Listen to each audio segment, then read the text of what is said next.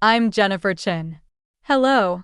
My parents taught me as a child that hard effort and humility are the keys to real prosperity.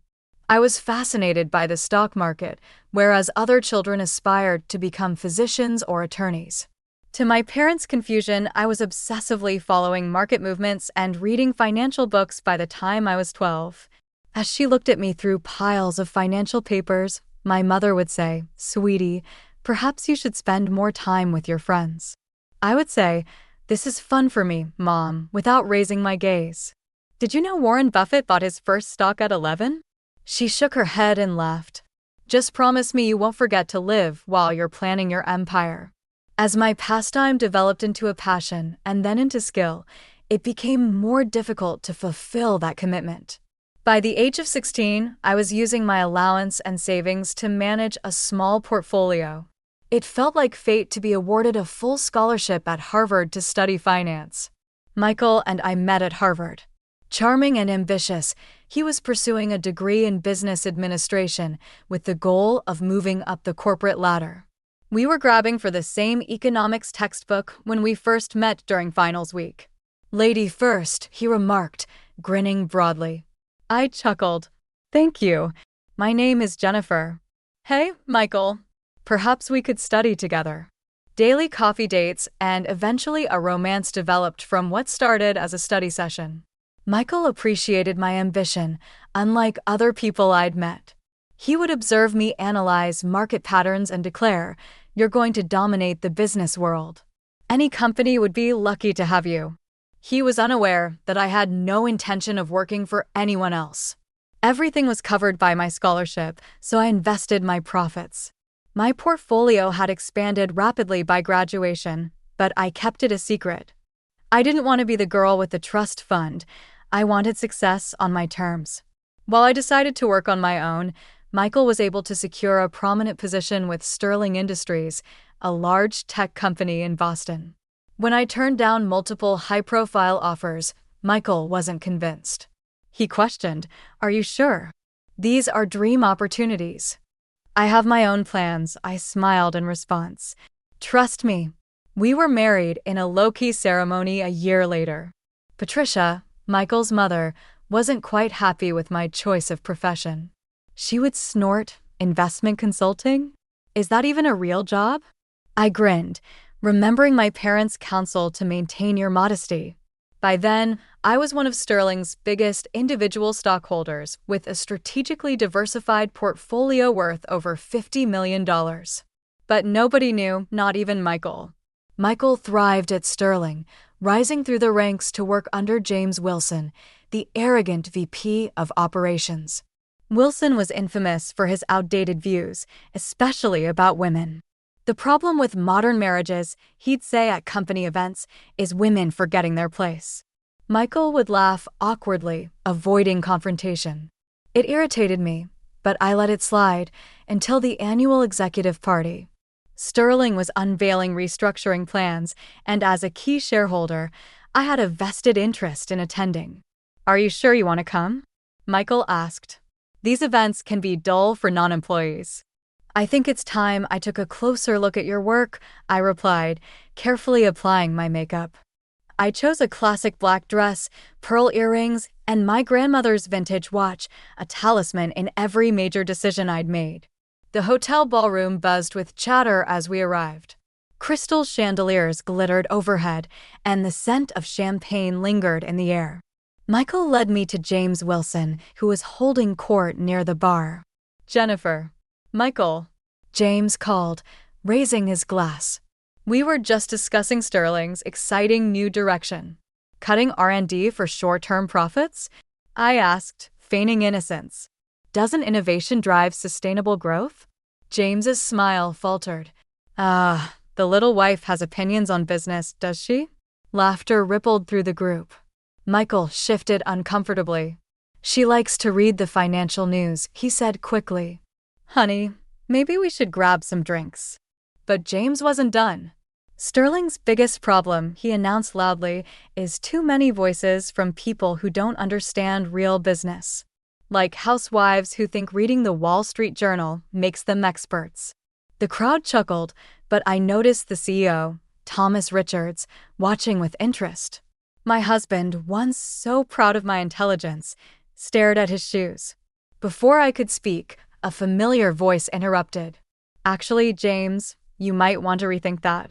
Sarah Martinez, my private banker and confidant, stepped forward, her smile sharp. Should I explain, Jennifer, or would you like to? James's smug expression faltered. What's going on here? I straightened, feeling my grandmother's watch against my wrist. The time had come. Since you're so concerned about shareholder value, James, I said, my voice calm, perhaps we should discuss the report I'm presenting at Monday's board meeting. The one outlining why your restructuring plan will fail. James turned crimson. Board meeting? What are you talking about? CEO Richards stepped forward, his expression thoughtful. Jennifer Chin, JC Holdings. I knew the name sounded familiar. I smiled. Surprise. Strategic anonymity can be a powerful tool. What's going on? Michael whispered, his face pale and voice trembling. Sarah stepped forward, her tone cutting through the silence. Your wife, she announced to the room, owns 51% of Sterling Industries shares. And no, she doesn't spend her days shopping. The silence hung for a moment before chaos erupted. James Wilson's face turned a vivid red, cycling through shades I didn't know were possible. Michael looked as though he might faint. This is absurd. James sputtered. There must be some mistake. Sarah, ever composed, tapped on her tablet. I can show you the documentation if you'd like. I have all the records right here. CEO Richards stepped forward, a slight smile tugging at the corners of his mouth. That won't be necessary, Sarah. I suspected as much for some time. The board has been impressed with Mrs. Chin's insights and recommendations for years. James turned to him, stunned. You knew. Richards replied smoothly, Why do you think your restructuring plan hasn't been approved? Mrs. Chin raised significant objections. Michael finally found his voice, though it wavered. Jennifer, how? When I met his wide-eyed gaze, I suggested, perhaps we should continue this conversation somewhere more private. I glanced at the growing crowd of onlookers. My office is just upstairs, Richards offered. Shall we?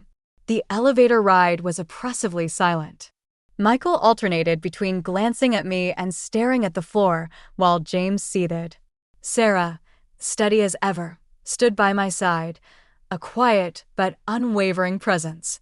Richard's office was expansive, with panoramic views of the Boston skyline. As we took our seats, James immediately claimed the chair nearest Richard's desk, as if proximity could restore his authority. Well, Richards began, leaning back in his chair, this has been an eventful evening. Eventful? James exploded. This is outrageous. She can't possibly. She can. And does, Sarah interrupted, laying documents on the desk. Jennifer Chin, through carefully managed investment vehicles, controls 51% of Sterling Industries. She's been building her position over the past 5 years. Michael's expression morphed from confusion to hurt. 5 years? But we've been married for 3. I started investing in Sterling before we met, I explained evenly. The company had potential, but needed modernization. I saw an opportunity. Modernization. James sneered. Yes, James, I replied calmly. Modernization, like fostering innovation instead of gutting R&D. Like respecting your employees instead of perpetuating a toxic workplace. Richards leaned forward. Mrs. Chen's recommendations have been instrumental in shaping our strategy. Her analysis has consistently outperformed expectations. Michael's voice was barely audible. Why didn't you tell me? I held his gaze. Would it have made a difference? Would you have defended me against James's comments if you'd known I was Sterling's majority shareholder? He flinched, the answer clear without being spoken. This is preposterous, James barked, rising from his chair. I've dedicated 15 years to Sterling. You can't just turn it into a toxic environment where innovation and talent are stifled. I interrupted, James, your restructuring plan would destroy this company. The board won't be supporting it. Richards cut in. In fact, we need to discuss your future with Sterling. My future? James looked stricken. Yes, I said, standing to meet his glare. Your leadership is outdated. Your strategies are short-sighted. And your conduct? Unacceptable. Sterling deserves better. You can't fire me. James shouted. You're just a majority shareholder. Sarah interjected coolly, and yes, she can. Michael remained frozen, his expression unreadable. You told me you were consulting, he murmured. You said it was small scale. I never lied, I said softly. I just didn't tell you everything. Would you have respected my decisions if I had? James erupted again, pointing at Michael. She's tearing us apart. Women like her. That's enough. Richard snapped, his tone sharp. James, you'll receive the details of your separation package tomorrow. Please leave. James stormed out, slamming the door behind him. Sarah excused herself, leaving me alone with Michael and Richards. Mrs. Chin, Richards began, will you be taking a more active role in the company? Yes, I replied firmly, starting with a comprehensive review of our culture and leadership. Michael finally spoke, his voice cracking. And what about us? I turned to him, my voice steady. That depends. Are you ready to see me as an equal? Or am I still just the little wife you asked to stay quiet at company events? I need time, he stammered, standing abruptly. This is all too much. He left, and I watched his retreating figure. Richards cleared his throat. Family and business rarely mix well. True, I said, exhaling deeply. But principles shouldn't be compromised. The days that followed were a whirlwind. James's firing made headlines. Sterling Industries, a shakeup at the top. The stock price dipped briefly before recovering as my vision for the company became public. Michael stayed with his parents, processing everything. His mother left a string of hostile voicemails, which I deleted without hesitation. My focus remained on transforming Sterling, revitalizing R&D, implementing work-life balance policies, and fostering innovation. A week later, Michael returned. He looked worn, his usual polish replaced by exhaustion. Can we talk? He asked hesitantly. I gestured to the chair across from my desk. He sat, then immediately stood again, pacing nervously. I've been thinking about everything, he began. About us. About work. And? I prompted. I was wrong, he admitted, his voice low. I let James and others disrespect you. I should have stood up for you. I was so focused on my career that I forgot what really matters. I watched him for a moment before replying. Change doesn't come through words, Michael. It comes through actions. Are you ready to show me that you see me as your equal? He nodded, determination flickering in his eyes. Yes, I am. I waited silently, giving him space to continue. But you weren't completely honest either, Michael added after a moment. You kept such a huge part of your life hidden from me. How are we supposed to have a real marriage with secrets like that? You're right, I admitted, keeping my voice calm. I should have trusted you with the truth. But Michael, ask yourself, why didn't I feel I could? He sank into the chair, his hands running through his hair. Because I showed you I couldn't be trusted. Every time I laughed at James's jokes, every time I told you to stay quiet. I proved I cared more about office politics than supporting my wife. The next few weeks tested everything, my marriage, my resolve, and my ability to steer Sterling Industries through massive change. James Wilson hadn't gone quietly. He hired a lawyer and threatened to sue for wrongful termination. His allies within the company whispered behind my back. She's tearing down our traditions, they muttered in the break room. This is what happens when you let emotions run a business, others sneered. But facts don't lie.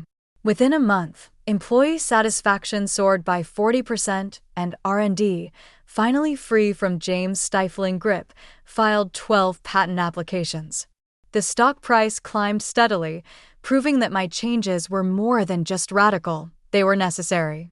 At home, Michael hovered in a strange limbo, sleeping in the guest room and walking on eggshells around me.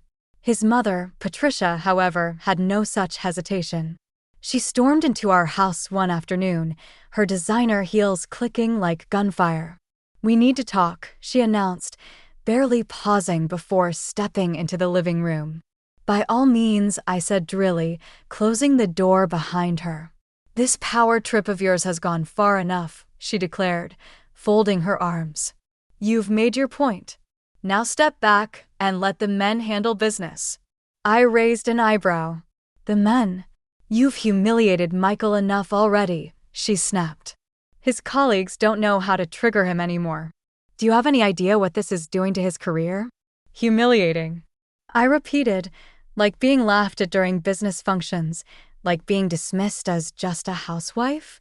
"That's different," she waved a manicured hand dismissively. "That's just how business works. Men need to." "No," I cut in. "Patricia, undermine women to prop up their egos? Pretend competence doesn't exist if it comes from the wrong gender." "You tricked him," she burst out. "My son married you thinking you were a normal wife. And now, what?" Michael's voice cut through the tension, startling us both. "Michael." Patricia turned to him, her expression softening with relief. "Thank goodness you're here. We need to talk sense into her before she destroys everything." But Michael wasn't looking at her. His eyes were locked on me, filled with something I hadn't seen in weeks, understanding. "Mom," he said evenly, "you expect me to leave?" "What?" But now he said firmly after she left. Silence settled between us. Michael sank onto the couch, exhaustion etched into his face. "I heard everything you said quietly, and I finally realized I've been just like her, treating you like you need to be managed, not supported. And I'm sorry." I sat down beside him, keeping a cautious distance. "I didn't want to outshine you, Michael. I just wanted your respect, as your wife, as your partner, as a person." "You have it," he said softly. "I know I don't deserve your trust right now, but I want to earn it. Not because of your money or your power, but because I love you and I want to be the partner you deserve." My phone buzzed, breaking the moment. It was Sarah. "Jennifer," she said when I answered. "James has withdrawn his lawsuit. Word about Sterling's latest quarterly projections has spread, and they're impressive." "Send me the details," I said with a smile. "And Sarah, thank you for everything." When I hung up, Michael asked, "Good news?" "James is backing down," I confirmed. "It seems success really is the best revenge." Michael nodded thoughtfully. "What happens now with Sterling and with us?" "Sterling will keep evolving," I replied. "We're rolling out a new parental leave policy and launching a mentorship program for women in tech next month." "And us?" he asked, his voice hesitant. I took a deep breath. "That depends. Are you ready for a marriage of equals?" "Really ready." "I'd like to try," he said, a small smile tugging at his lips. "Starting with moving out of the guest room, if you're okay with that. It's killing my back." I laughed, surprising myself. "We'll need couples counseling, and you'll have to stand up to your mother." "Done," he said, grinning. "Though maybe we should have dinner with her next week." "I'd love to see her face when you explain your women's leadership initiative." For the first time in weeks, I felt real hope for our future.